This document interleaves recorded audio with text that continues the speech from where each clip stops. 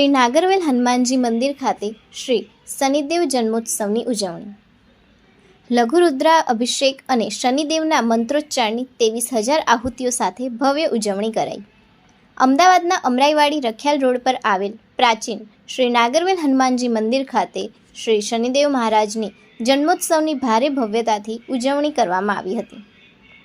વહેલી સવારથી શનિ ભક્તોએ શનિદેવને તેલ, પુષ્પ, ફૂલહાર અને દીપ પ્રગટાવી પૂજા અર્ચના કરી હતી.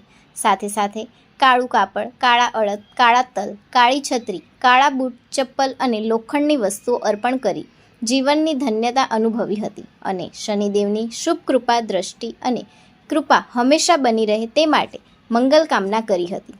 આ જન્મોત્સવ પ્રસંગે શનિદેવ મંદિરમાં આવેલ શનિદેવની ભવ્ય શિલા ઉપર સરસોના તેલથી મંત્રોચ્ચાર સાથે મંદિરના પૂજારીઓ અને શનિ ભક્તો દ્વારા લઘુરુદ્રાભિષેક કરવામાં આવ્યું હતું. માવાસમ રવિપુત્રમ યમાગ્રજમ છાયા માર્તન સંભૂતમ સમ નમામિ શનૈશ્વરા શનશ્ચરાય નમઃ. આજે શનિદેવ ભગવાનની, શનિદેવ મહારાજની આજે જન્મોત્સવ છે અને બહુ 500 વર્ષ પછી આવો સંયોગ આવ્યો છે. અમાવસ્યા છે, શનિવારનો દિવસ છે અને ભગવાનનો જન્મોત્સવ પણ છે.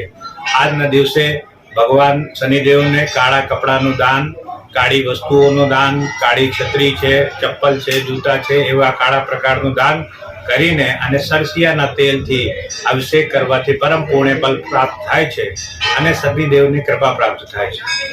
આજનો દિવસ વિશેષ છે. આજના દિવસે ભગવાનની કૃપા વિશેષ મેળવવા માટે આ જીવનમાં આપે શનિદેવના પૂજન અર્ચન કરીએ અને આ જીવનની અંદર આપ લોકો જે કર્મો કરો છો, કર્મોનો વિશેષ ધ્યાન રાખવાનું છે, કેમ કે શનિદેવ મહારાજ ન્યાયના દેવતા છે. એ કોઈ ક્રૂર દેવતા નથી, પણ એ ન્યાય કરે છે. આપ જેવા કર્મો કરો છો જીવનમાં, એવા કર્મોનું પરિણામ આપને પ્રાપ્ત થાય છે.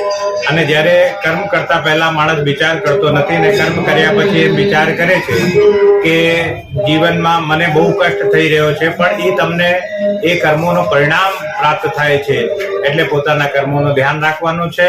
આજે છાયાનું દાન કરો. આપ શનિદેવને લોખંડના બાટકામાં અને સરસિયાનું તેલ નાખીને પોતાનો ચહેરો એમાં જોઈને અને કોઈ ગરીબ વ્યક્તિને, કોઈ જરૂરિયાતમંદ વ્યક્તિઓને આપ લોકો દાન કરો અને જે પણ તમારા જીવનમાં, તમારા સમાજમાં, તમારા કુટુંબમાં જેને જરૂર હોય એ વ્યક્તિને તમે દાન આપો.